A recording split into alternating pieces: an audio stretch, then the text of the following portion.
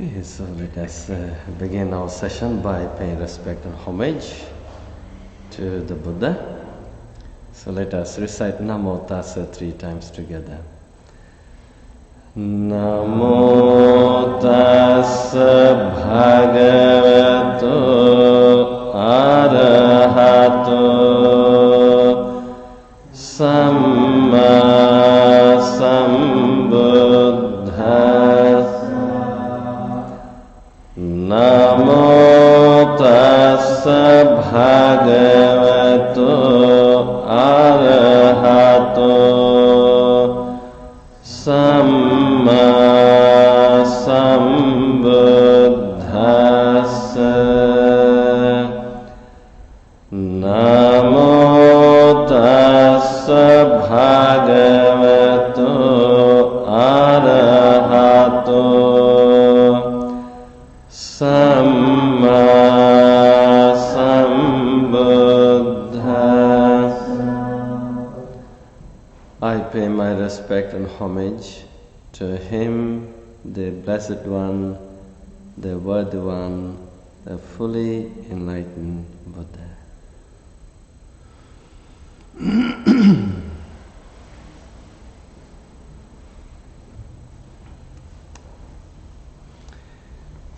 Okay, so today I would like to give our weekly Dhamma talk based on a short discourse of the Buddha. This, though is short, but it highlights the some key elements of Dhamma practice. These teachings are found in the sutta called Sankhitta Sutta of the Anguttara Nikaya. So one day, Pajapati Gautami was the uncle, aunt, and the step-mother of the Buddha. And then later on, she became the ordained nun. In fact, the Bhikkhuni order, the nuns order, has been established with her kind request, and she was the first Buddhist nun, enlightened nun. And she went to the Buddha one day. Said, Lord, please teach me Dhamma in brief, not in detail,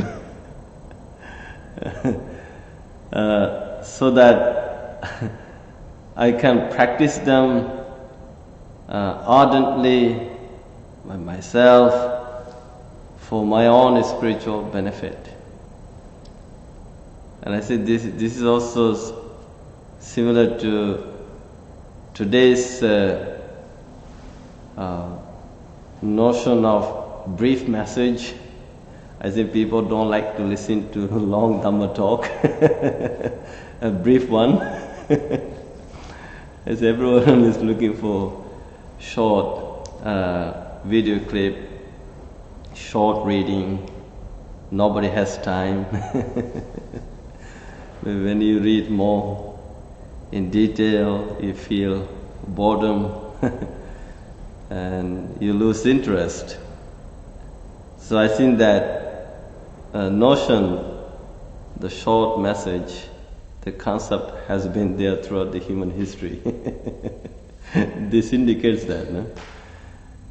So she goes, teach me Dhamma in brief, and so that I can learn them and practice them for my own spiritual benefit. When I went through these teachings it makes me understand the essence of the Dhamma practice, the essence of even our own meditation practice. Now, in the 21st century, how people show a great interest in meditation. Meditation is good for everyone, it's healthy for you. But the meditation practice has to be rooted in this wisdom, this knowledge.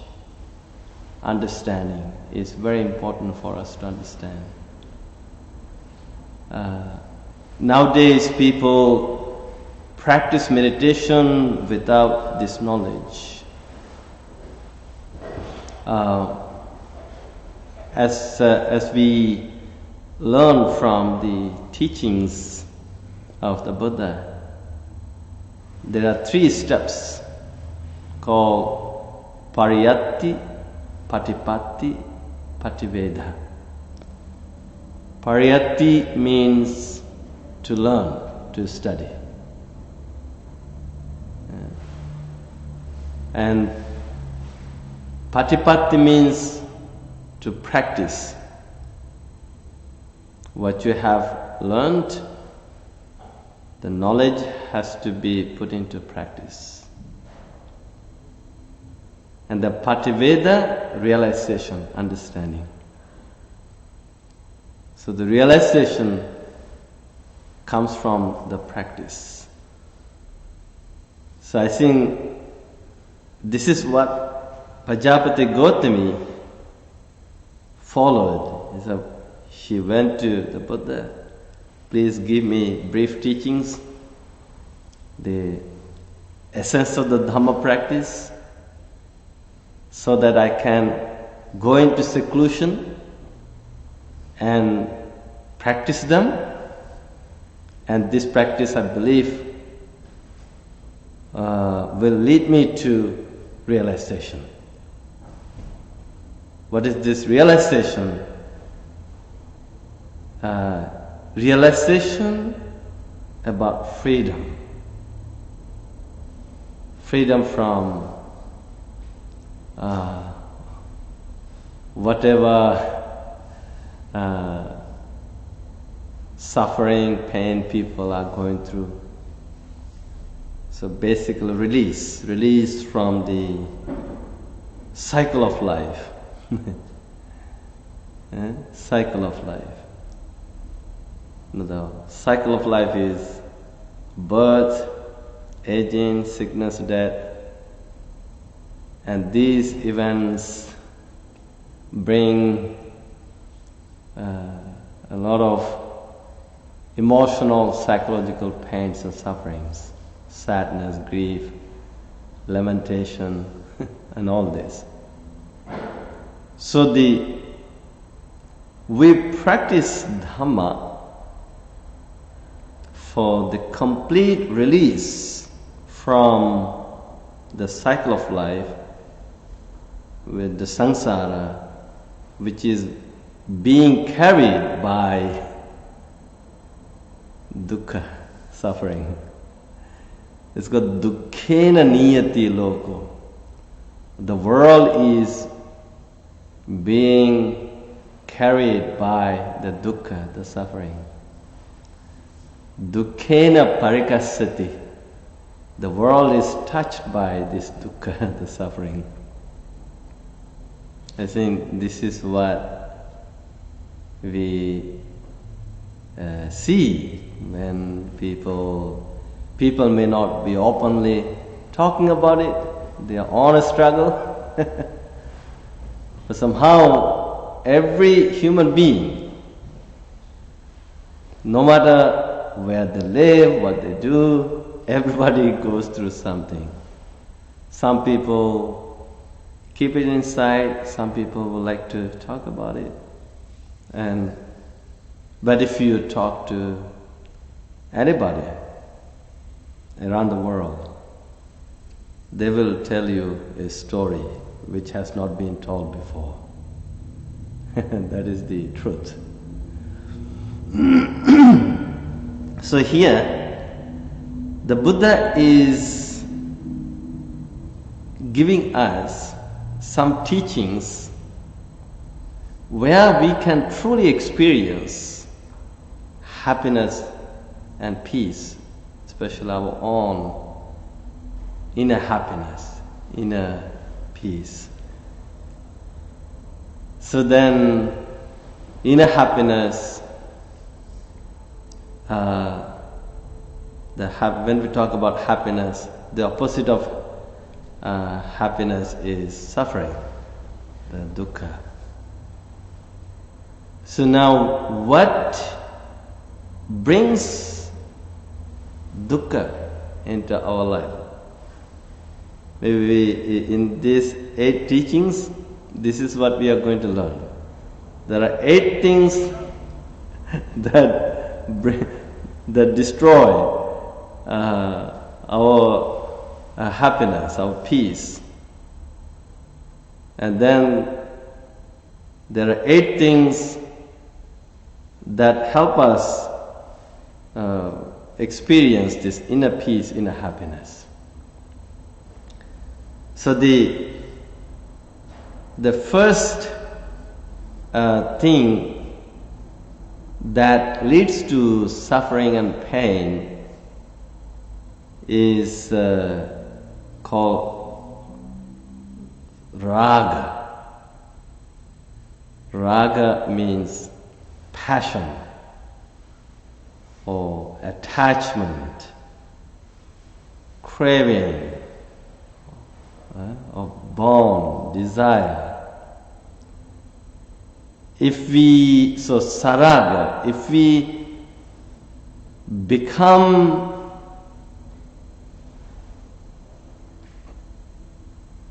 possessed with the passion, raga also means the lust. There's an English word, like lust, L-U-S-T, lust. So if our mind becomes full of lust, passion, again, sometimes people say you need to have the passion for that. You need to be passionate about it. But that is, don't misunderstand all this, because sometimes words could mislead to something else. And this raga is insatiable. There's no end to this wanting to gratify our senses, eyes, ears, nose, tongue, body. And if you get to taste lust for a moment, then you want it more. So wanting more, craving for more, leads to more attachment. And so that leads to, let's say the lustful mind leads to suffering and pain. So the opposite of this raga is called viraga. Viraga. Meaning no lust, dispassion, detachment, no more bonds.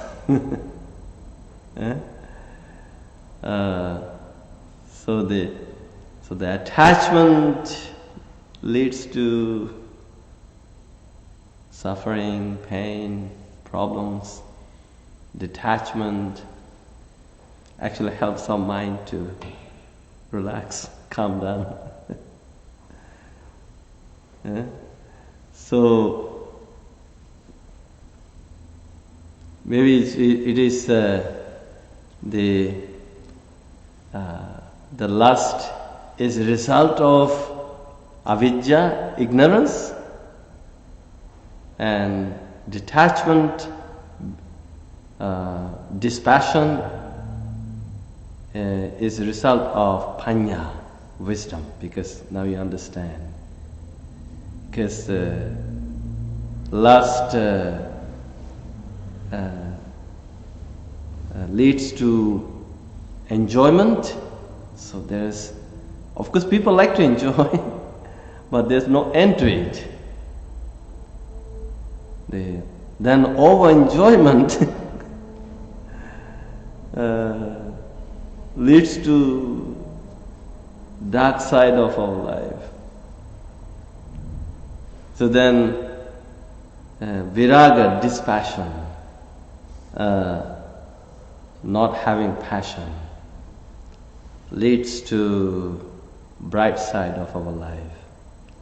And then and in fact, Buddha also said this rag is like a fever. Fever. It makes you sick, unhealthy. So dispassion makes you healthy, strong, nothing to worry about anything. So again, these things I'm just highlighting the teachings. Maybe what you could do is, without judging, just see whether it makes any sense. Okay? Because the mindfulness practice is also about this. Is contemplation, reflection. Being mindful what is leading to suffering, problems, troubles, and being mindful what is leading to peace and happiness, or nirvana.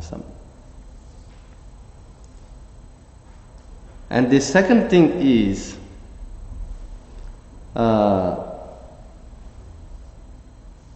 there is this word called Sanyoga and Visanyoga. Sanyoga is like being fettered. There are a lot of fetters in Buddhist teachings. Fetters like the identity belief, doubt, wrong rites and rituals, attachment to the sensual pleasure, attachment to the form, attachment to no form, and then there is covetousness, there's ignorance. All these, and then ill will, anger, all these are fetters. So, making you, like if you allow yourself to be fettered with these things, then it's going to unconsciously lead to troubles and destroy peace of mind and happiness. And that we are practicing Dhamma for Visanyoga,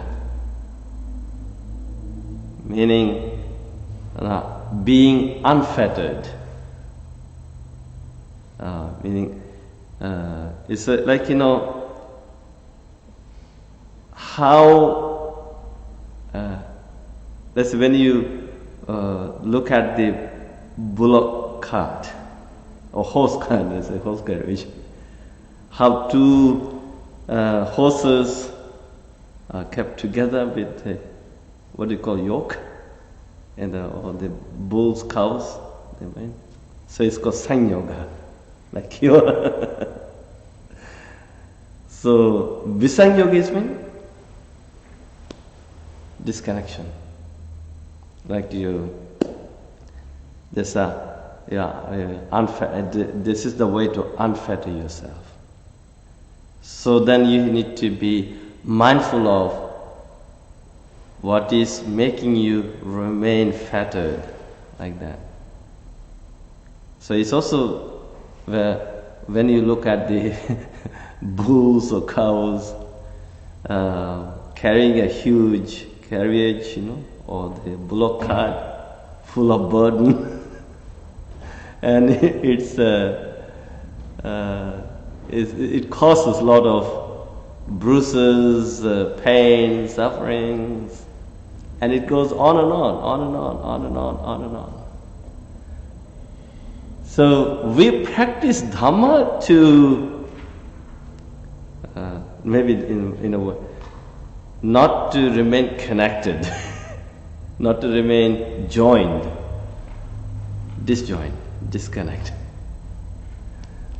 Or maybe the English word connection and disconnection. When you remain connected, you're in trouble. And it goes on and on, non-stop. And disconnected, unfettered, brings you release, freedom. So we practice Dhamma for this, for the disconnection, for to make ourselves unfettered, to remove all the fetters from our mind. When our mind remains fettered with all this, as I highlighted before, the 10 fetters, then that mind is not free from the samsara, the cycle of life. Fettered mind is unenlightened mind, unawakened mind. So we practice Dhamma, meditation, to make ourselves unfettered. Visang Yoga. And the third thing is, when it's called achaya. Achaya means accumulation. When you have so many accumulations,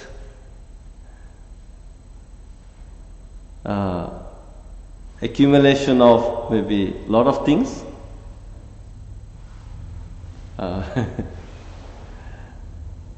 like Elon Musk is trying to accumulate more, no? Even buying Twitter. So there's no end to it, no? Now he's trying to get rid of the people. It's too much. But that could lead to more problems, maybe. So that's the nature of, I think, the cravings, no? I mean, I'm not saying Elon Musk is bad. But that's the nature of materialism, by the way. Because in material world, there's no end to these things. Although you have 50 billion, you want to make it 100 billion.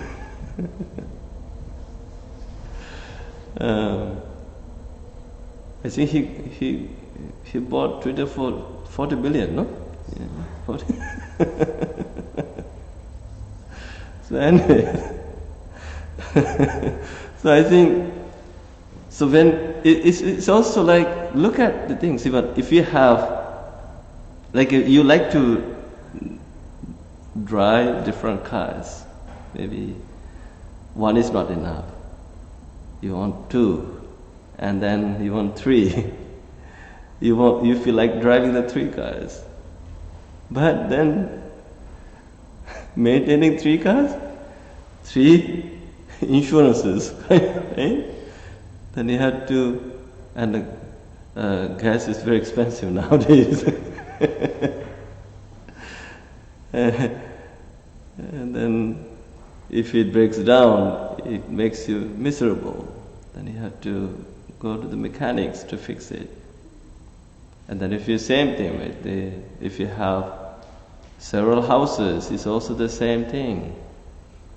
If you have too many people, that is also the same thing. So the more accumulations you have, the more the suffering. More the suffering. So this is something to be mindful of.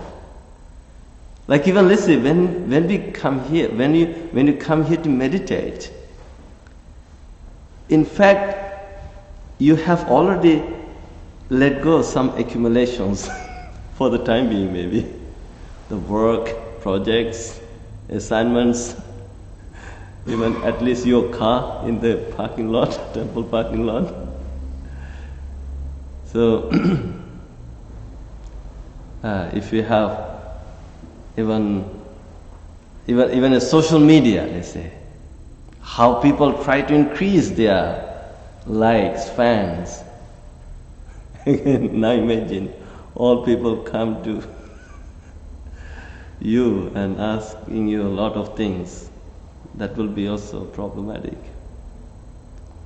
And people try to run away from them. So then accumulation leads to, accumulation destroys the peace of mind. So then we practice Dhamma to let go those accumulations, disperse them. So we practice Dhamma for dispersal, meaning it's also letting go. Yeah. If you accumulate so many emotions, thoughts, memories, again, they will destroy your peace of mind. Yeah? So we practice meditation to remove those thoughts, many accumulations of thoughts, memories. And if we have too many, then they explode, destroying peace of mind. And the next one is, we practice Dhamma not for more. Again, if we have more, it's called mahicchata, many wishes, many expectations, many desires, many wantings. Many wantings, many expectations destroy peace of mind. So we practice Dhamma for the apicchata, to have just few wishes, whatever is needed for you to survive.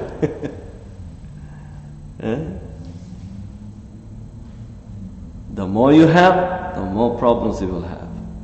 The less you have, the less problems you will have. So this is something to be mindful of. Maybe materialists are not going to appreciate this talk. Or consumerists are going to blame. They are not going to hire us to do the meditation session in their companies.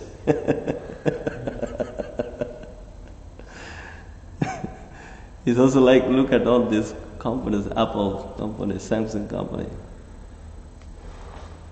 They want more. Then we feel people also want more.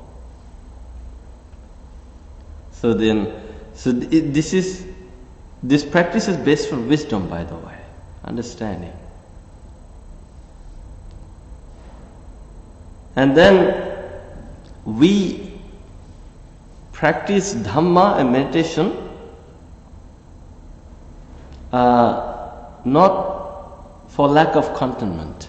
Lack of contentment leads to again suffering. Lack of contentment destroys the peace of mind. And we practice Dhamma meditation for the contentment.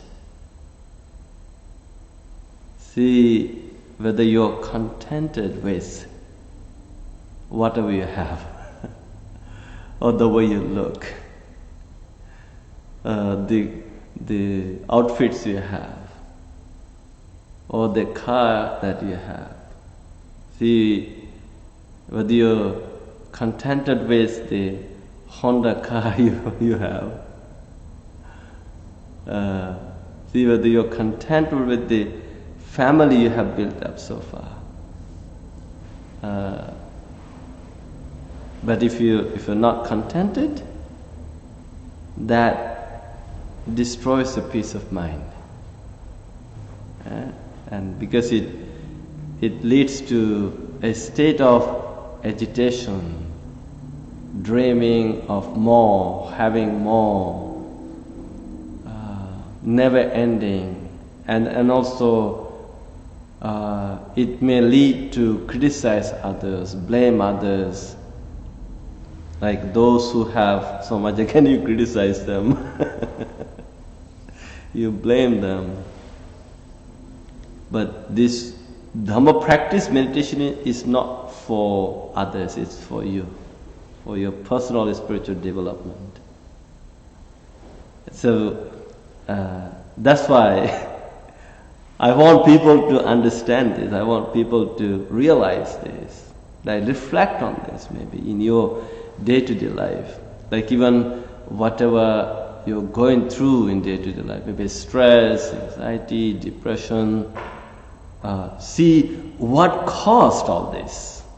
But if you honestly reflect on this, then you see that, maybe it's because, I want more. Maybe I have a lot of things. Maybe I'm not contented with all this. So you see something there, a connection. Then you would get a glimpse of light. That day the monk actually talked about this. Now I understand what it is. Now I know what it is.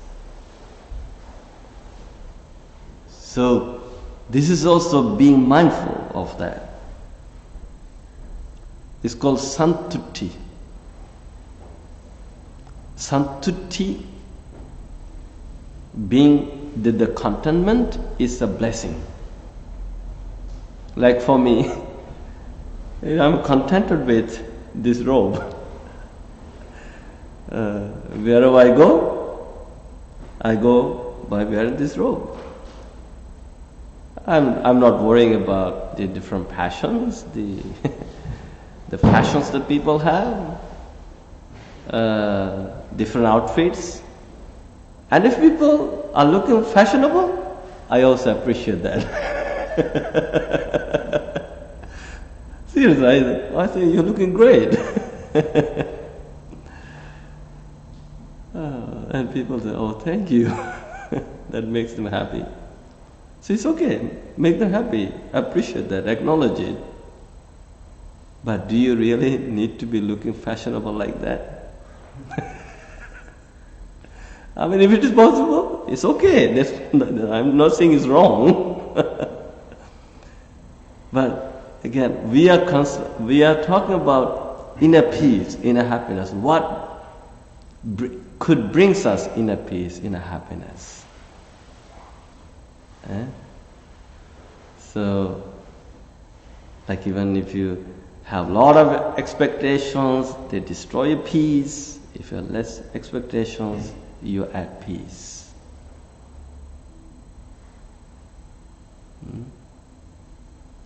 Are you contented with the house that you have? It could be a townhouse or a small condo, small house.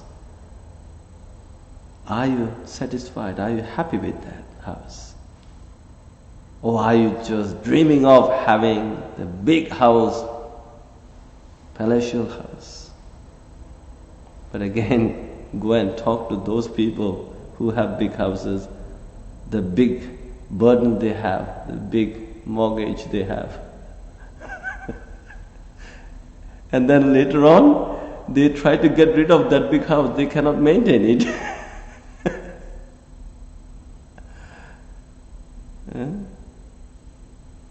So, I think this is the typical nature of human beings. When people are young, they want so many things. They are not contented with anything. They want more. But as they keep growing up, then they begin to appreciate whatever they have on their plate, they are happy with that. So, in fact, recently, actually, I had a lot of stuff in my room and also books. I kept these books, like sometimes I don't feel like inviting people to my room because there are so many books all over the places. And beside my bed, again, a lot of books. On my table, a lot of books. And then I would keep some stuff just in case if a visiting monk comes, if they ask for this is soap or towel or toothpaste or brush, that I want to give them. But then, I say I had enough of this, and some weeks ago, I talked to some other monks. I said, I want to clean my house. So here we go. Whatever you want, just take them away. And I put I got rid of most of the books on the table and the books by my bed. After doing this, I feel so happy. Now I don't feel like keeping stuff in my room.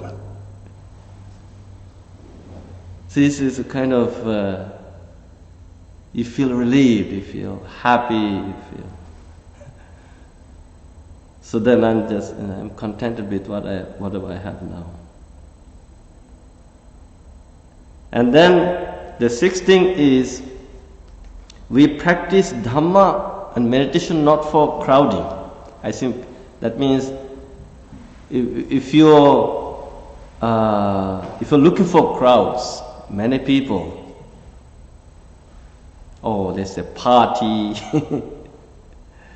birthday party, wedding party, all kinds of parties, nightclubs, to go to shopping malls, movies,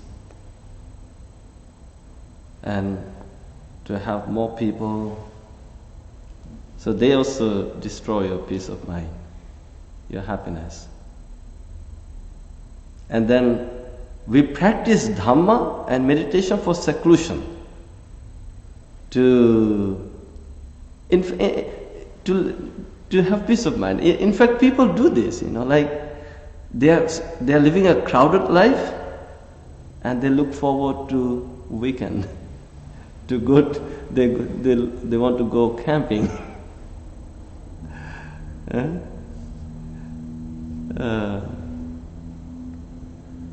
And how people try to live alone. They don't want all this hustle and bustle environment. Like, even today I went to see a dermatologist in Markham. All other dermatologist clinics in Mississauga, they gave me an appointment for September next year. I said, do you think patients are going to survive that long? So I talked to our family doctor, and I said he has a good friend in Markham who is a dermatologist. So he gave the referral, and within 4 days I got the appointment. It was today. So it was in Markham. And to go to Markham, it took almost 2 hours. To get back to the temple, it took more than 2 hours. So it's because there are so many people. And of course there are people who also love this, like young people. they feel secular life is boring. They want a lot of excitements. But these very excitements, the crowds, they unconsciously destroy the peace of mind.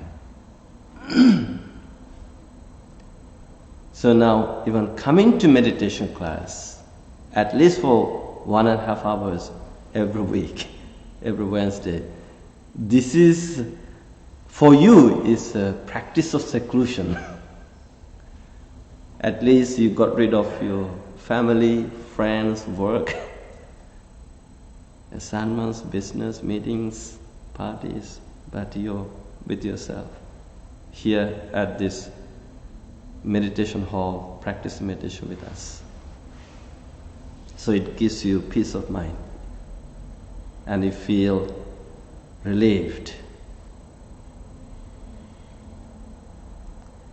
And the seventh thing is, we are practicing Dhamma meditation to remove the laziness. That's another typical weakness that human beings have, being lazy.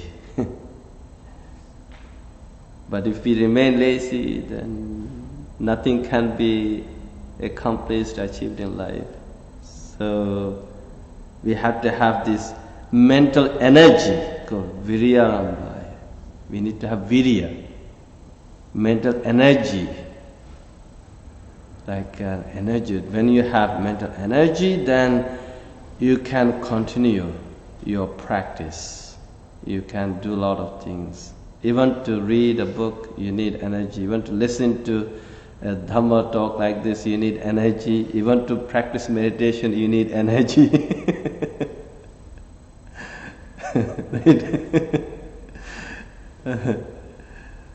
So without this energy, nothing can be done. So it says the Mara, the evil one, wants us to be lazy. When you're lazy, you don't practice Dhamma, you don't practice meditation, then you continue to suffer in this cycle of life. So the Mara, the evil one, wants us to be part of this samsara. But here we need to have this energy. We need to make an effort. Even to, if we are lazy, we cannot remove negative, unwholesome thoughts from our mind and heart. We can't purify our mind and heart. Even to purify the mind, to clean the mind, we need to have energy, mental energy. Even to cultivate the wholesome thoughts, you need to have mental energy. Yesterday I was doing a spiritual counseling online one-on-one session with the family.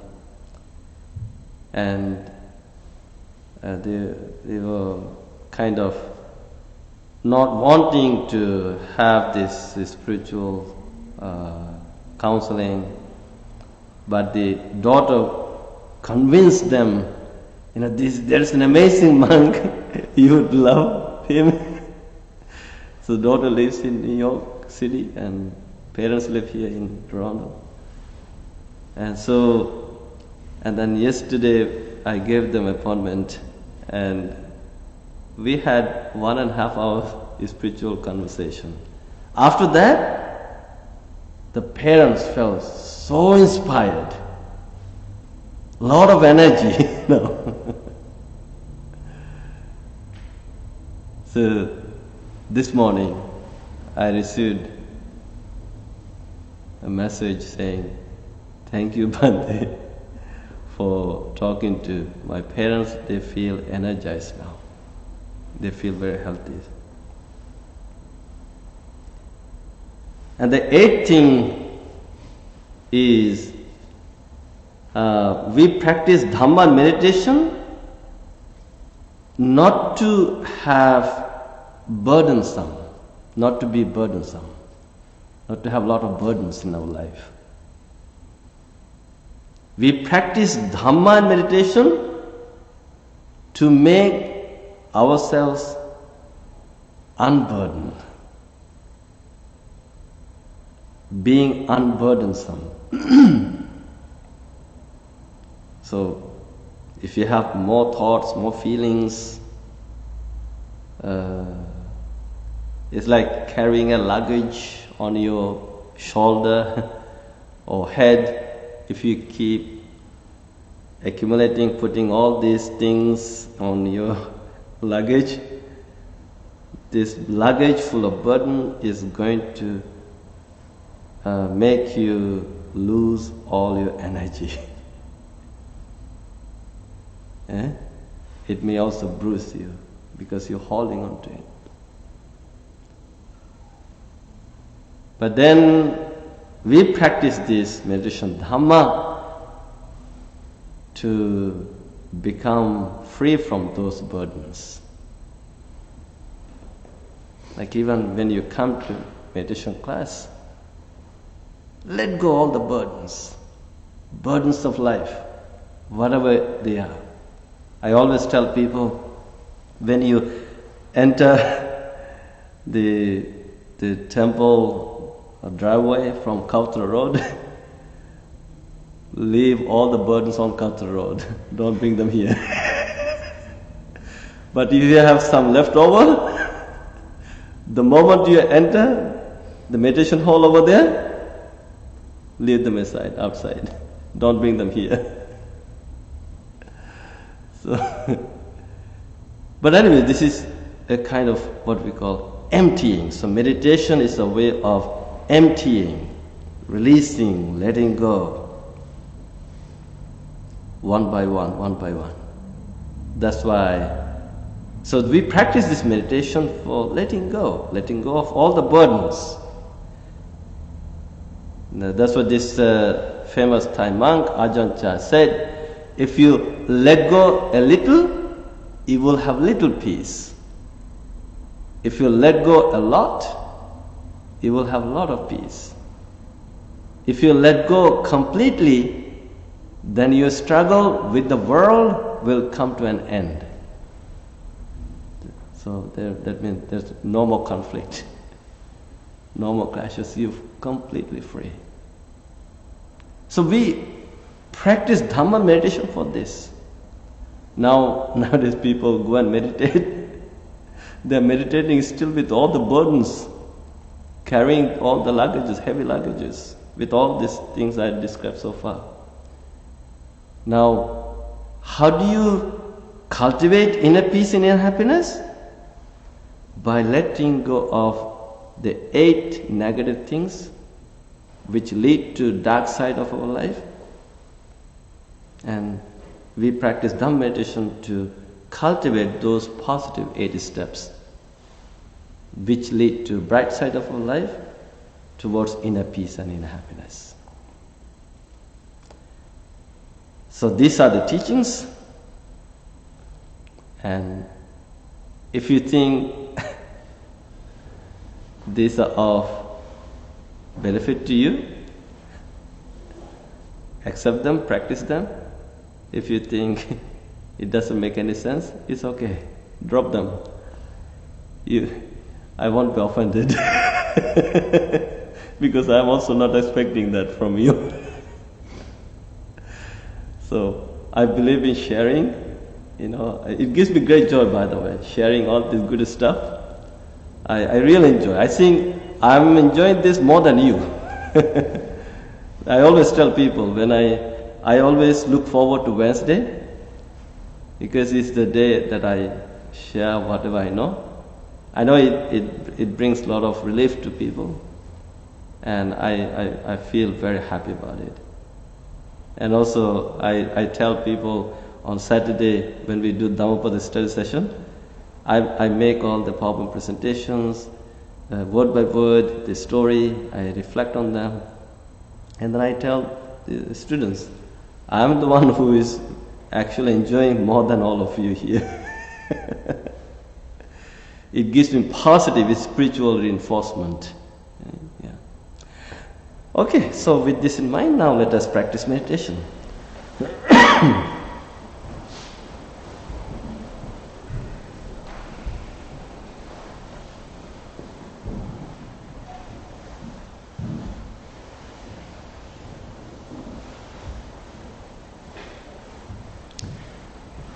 Okay, so I would like all of you to assume a very nice and comfortable posture for good meditation. Whatever way you feel like sitting, feel free to do so. And if you would like to meditate like the Buddha behind me, or to meditate like me even, feel free to assume a general lotus posture, having the back straight, neither too rigid nor too loose, resting your hands on your lap, the right hand on the left one, and by slowly closing your eyes. Now this is the time to come your real home, the present moment. This is the time to become a turtle, to go inside our own shell, which is the green zone.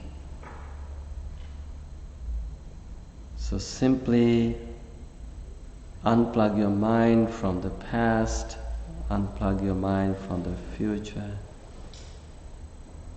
unplug your mind from everything you have done all day today.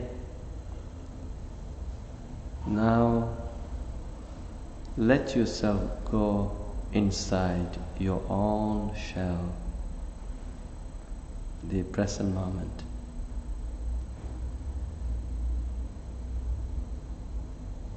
As you remain inside your own shell in the present moment, take a deep breath and let your whole body relax.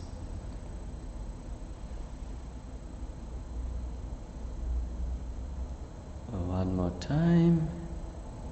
Take a deep breath, this time through the nostril. Hold the breath for a few seconds. Then slowly let it out through the nostril.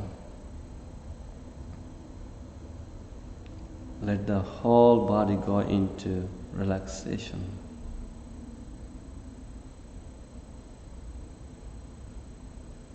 Now see whether you're comfortable with the posture you have assumed for meditation. If you're not, feel free to change your posture slowly, gently and mindfully.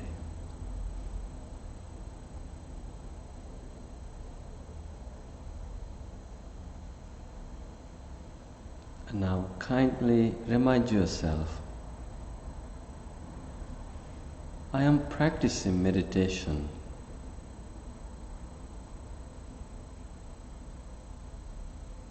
to let go of 8 negative things we have learned today and to cultivate the 8 positive Dhamma factors for inner peace and inner happiness.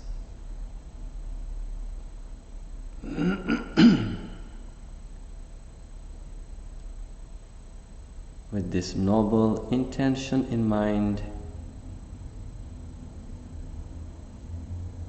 see whether you can be grateful for today's Dhamma talk or whatever you have learned from this talk. See whether you can be grateful for having this opportunity to practice meditation.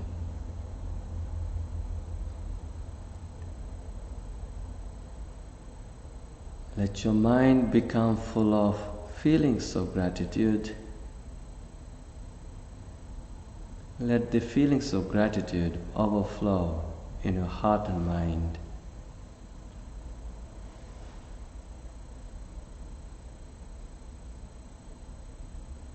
Let every part of your body become full of gratitude.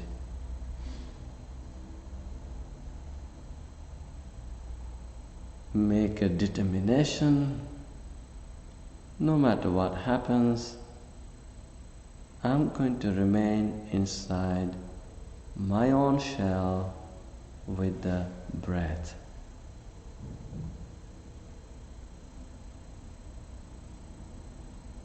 With this determination, you can listen to the sound of the meditation bell and let yourself remain grounded in this moment.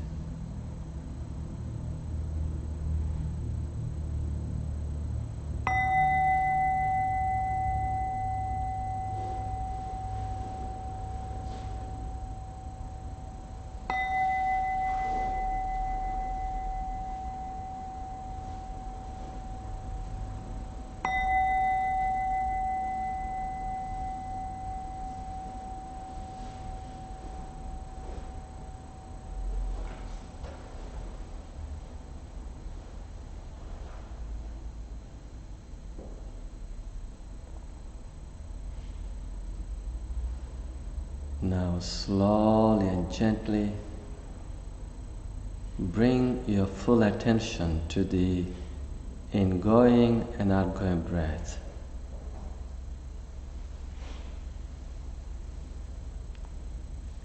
Keeping your mind in between the nose tip and upper lip.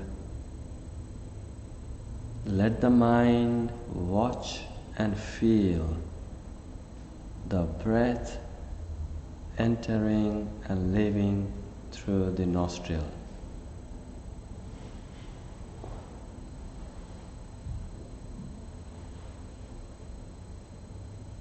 Watch and feel the breath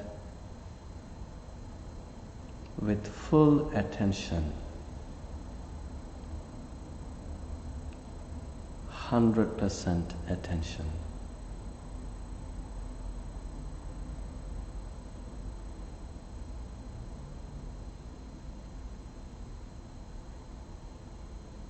Breathe in, breathe out, mindfully.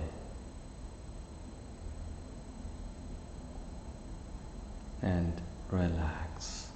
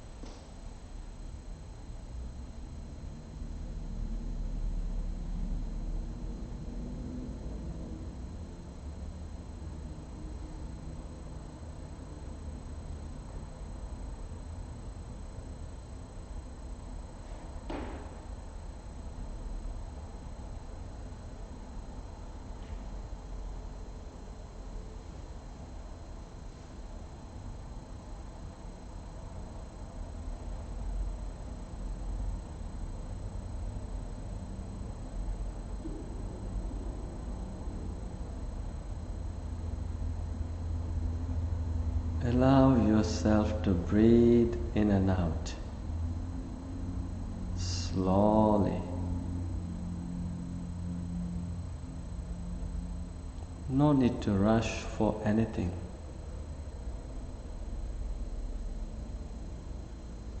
Just take your time and go with the slow pace.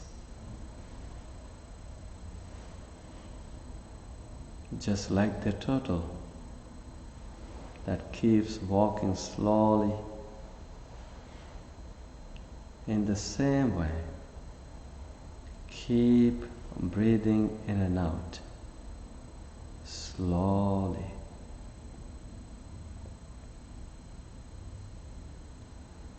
It will help your body become stable.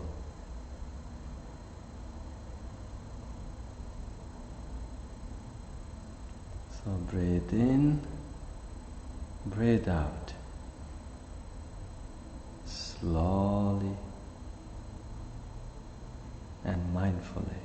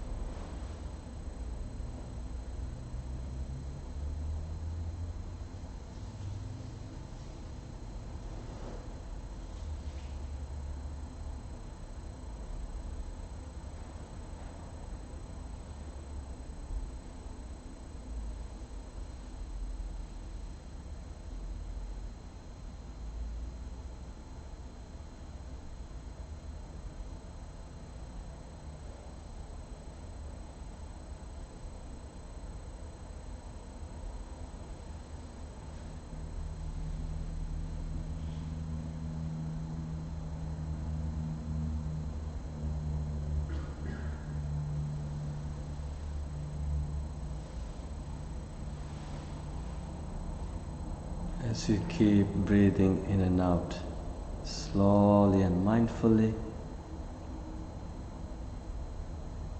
now see whether you can breathe in and out silently with 100% silence.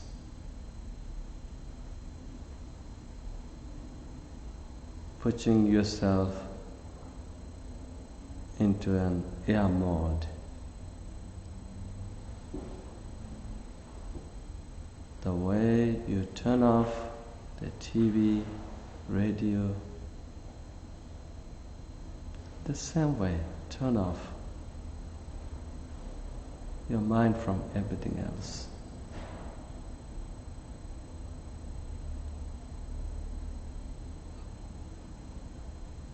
Let your mind stay in a mode of silence.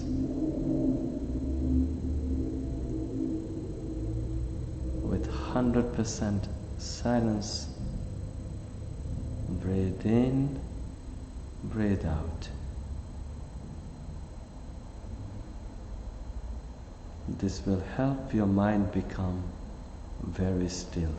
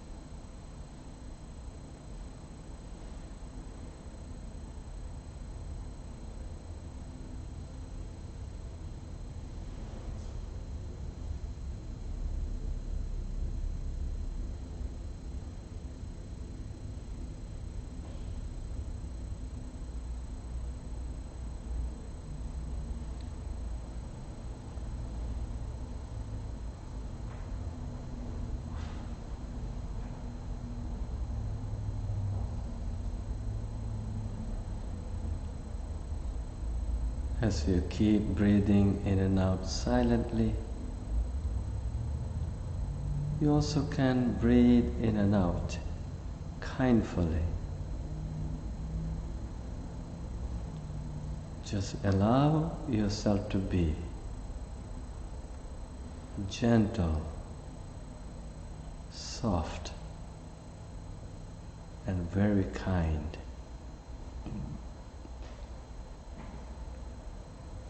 No need to be hard on yourself.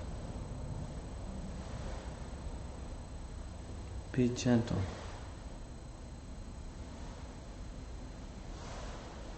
Be kind to your body and mind.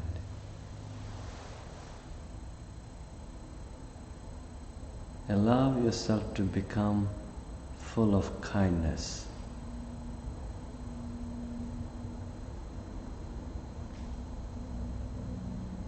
Kindful of breathe in, kindful of breathe out.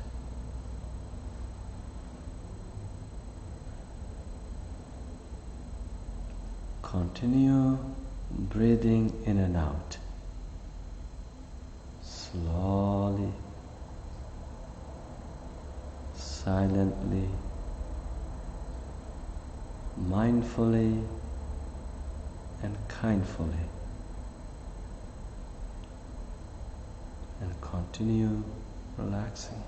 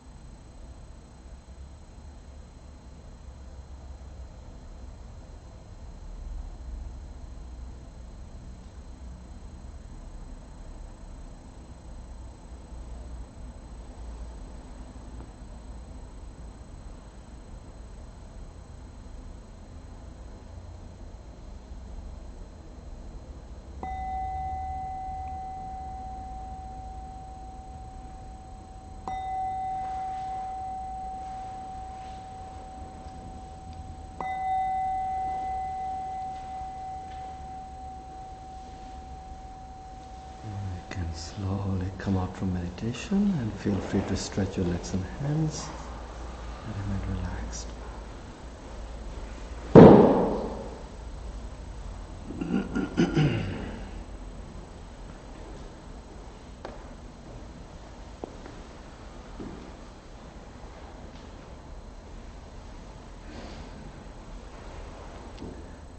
Okay, so I'm going to do a brief blessing chanting. So to receive blessings, please bring your palms to your heart. Bhavetu sabba mangalang rakhantu sabba devata sabba buddhanubhavena sada sathe bhavantu te bhavatu sabba mangalang rakhantu sabba devata sabba dhammanubhavena sada sathe bhavantu te bhavatu sabba mangalang rakhantu sabba devata sabba sanghanubhavena sada sathe bhavantu te. By the power of the meditation, by the power of the noble triple gem, the Buddha, the Dhamma, the Sangha, may you all be well, happy and peaceful. May you all be free from all sufferings and pains. May no harm come to you. May no difficulties come to you. May no problems come to you. Finally, may you all experience the happiness, the bliss of Nibbana. Sadhu, sadhu, sadhu.